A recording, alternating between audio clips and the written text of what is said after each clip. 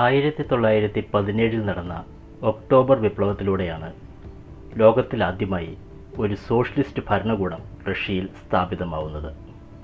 അക്കാലത്ത് റഷ്യയിൽ പ്രചാരത്തിലിരുന്ന Julian calendar പ്രകാരം 1917 ഫെബ്രുവരിയിലും പിന്നീട് ഒക്ടോബർ മാസത്തിലുമായി നടന്ന രണ്ട് വിപ്ലവങ്ങൾ ഒന്നു ചേർന്നതാണ് റഷ്യൻ വിപ്ലവം.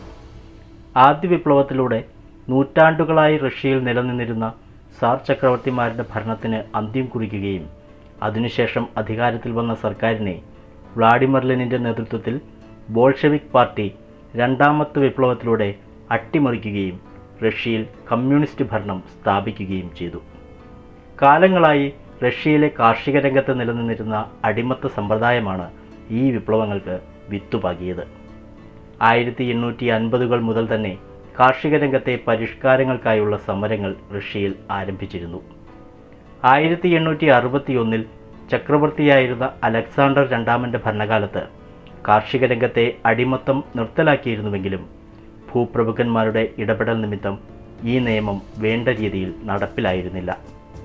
എന്നാൽ റഷ്യയുടെ പഴയ സാമൂഹ്യ വ്യവസ്ഥിതിയിൽ വലിയ മാറ്റങ്ങൾ കൊണ്ടുവരാൻ ഈ നിയമനിർമ്മാണം മൂലം സാധിച്ചു.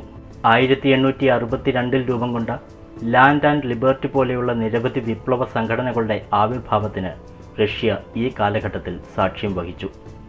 1898 വിവിധ വിപ്ലവ പാർട്ടികൾ ഒന്നിച്ചു ചേർന്നുകൊണ്ട് Russian social democratic labour party എന്ന വിപ്ലവ സംഘടന രൂപം കൊള്ളുകയുണ്ടായി. റഷ്യൻ വിപ്ലവ നായകനും കമ്മ്യൂണിസ്റ്റ് റഷ്യയുടെ ഭരണാധികാരിയുമായി തീർന്ന വ്ളാഡിമിർ ലെനിൻ ഈ വിപ്ലവ പാർട്ടിയിലൂടെയാണ് റഷ്യയുടെ രാഷ്ട്രീയ രംഗത്തേക്ക് കടന്നുവരുന്നത്.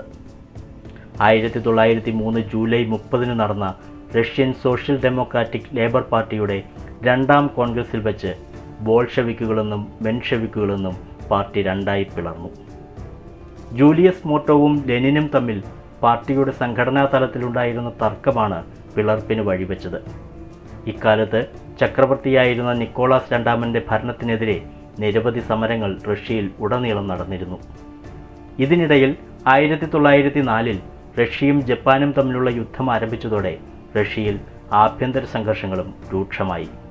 1905 ജനുവരി 22 ജോർജി ഗപ്പോൺ എന്ന ഓർത്തഡോക്സ് പുരോഹിതന്റെ നേതൃത്വത്തിൽ ആയിരക്കണക്കിന് തൊഴിലാളികളും അവരുടെ കുടുംബാംഗങ്ങളും ചേർന്ന് സാർ ചക്രവർത്തിയുടെ ഔദ്യോഗിക വസതിയായ വിന്റർ പാലസിലേക്ക് ഒരു പ്രകടനം നടത്തി.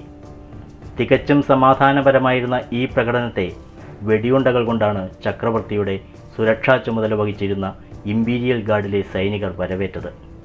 ചരിത്രത്തിൽ ബ്ലഡി സൺഡേ എന്നറിയപ്പെടുന്ന ആ ദിവസത്തിൽ നൂറുകണക്കിന് നിരായുധരായ മനുഷ്യർ നിഷ്കരുണം കൊല ചെയ്യപ്പെട്ടു. ഈ സംഭവം സർക്കാരിനെതിരെയുള്ള ജനരോഷത്തെ ആളിക്കത്തിച്ചു.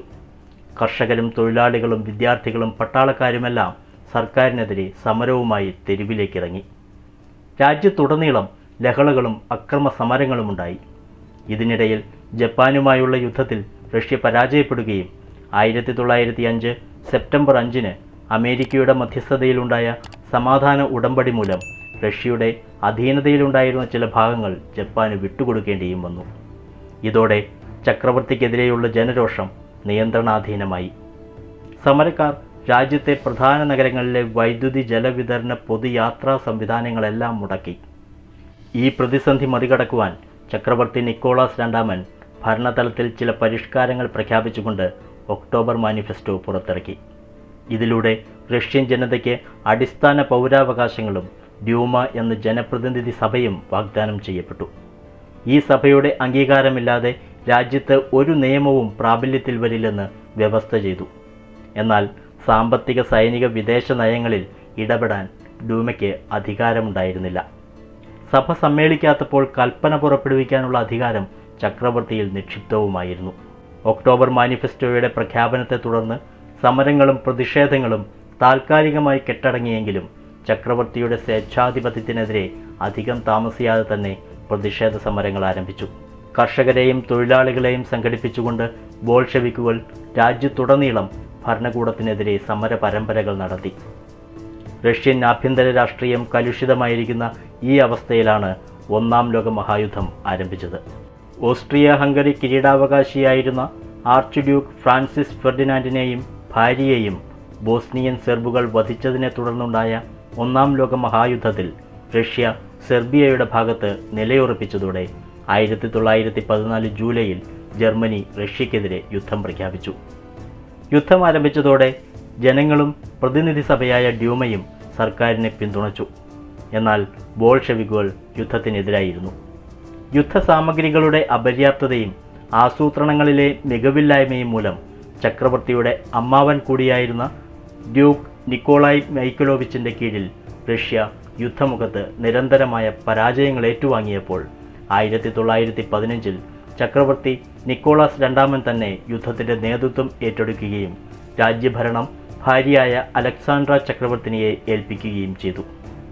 ഇതോടെ ചക്രവർത്തിനിയിലുള്ള സ്വാധീനം ഉപയോഗിച്ച് ഗ്രിഗോറി റാസ്പുട്ടിൻ എന്ന പുരോഹിതൻ ഭരണകാര്യങ്ങളിൽ വഴിവിട്ട് ഇടപെടുവാൻ തുടങ്ങിയതും രാജഭരണത്തിനോടുള്ള ജനങ്ങളുടെ എതിർപ്പ് വർദ്ധിപ്പിച്ചു.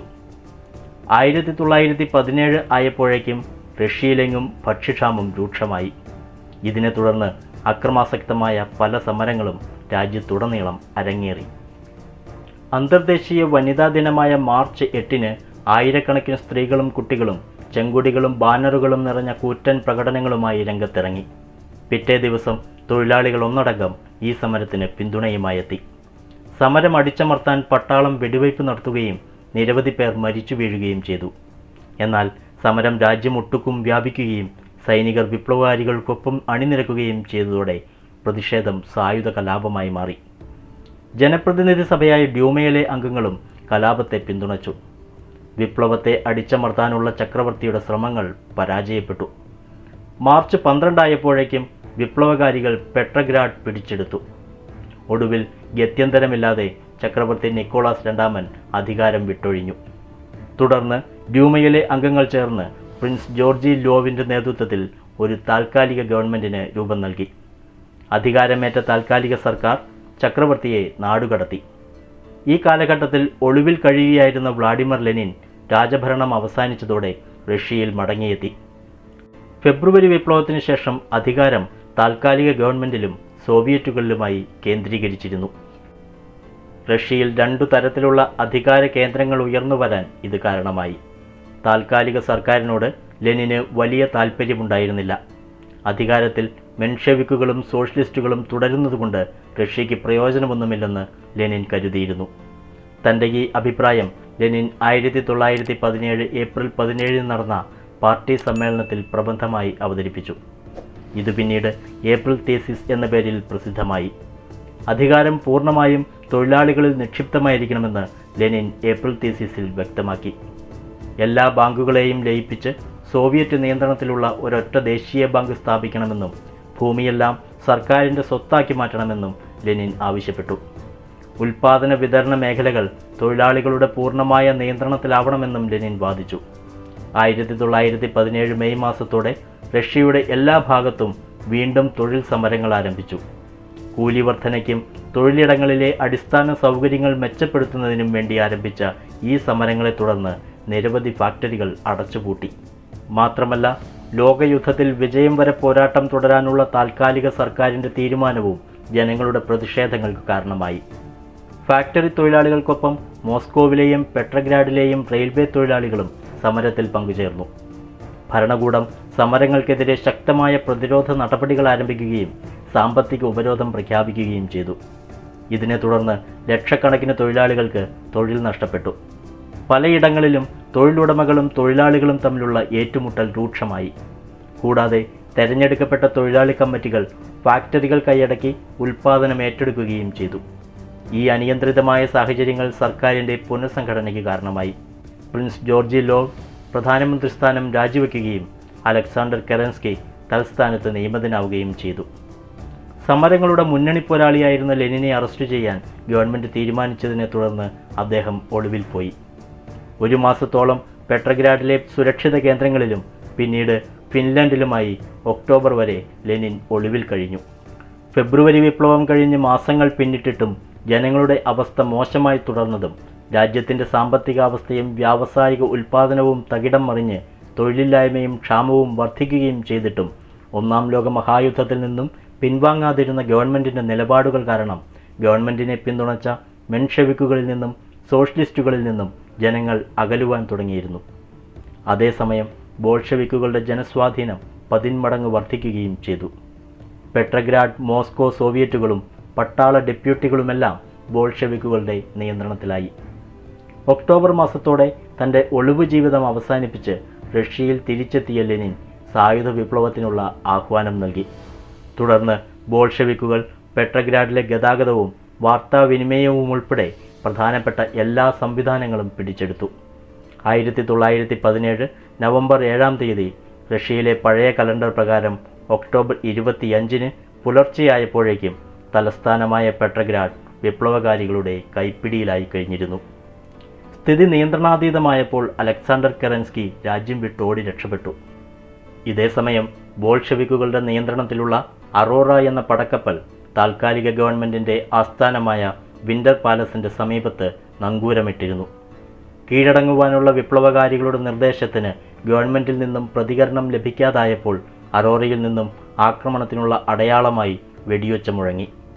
തുടർന്ന് വിപ്ലവകാരികൾ വിൻ്റർ പാലസ് കീഴടക്കി. അങ്ങനെ ലോകത്തിലാദ്യമായി തൊഴിലാളികൾ നടത്തിയ വിപ്ലവം വിജയിക്കുകയും വ്ളാഡിമിർ ലെനിൻ്റെ നേതൃത്വത്തിലുള്ള കമ്മ്യൂണിസ്റ്റ് ഭരണകൂടം റഷ്യയിൽ നിലവിൽ വരികയും ചെയ്തു.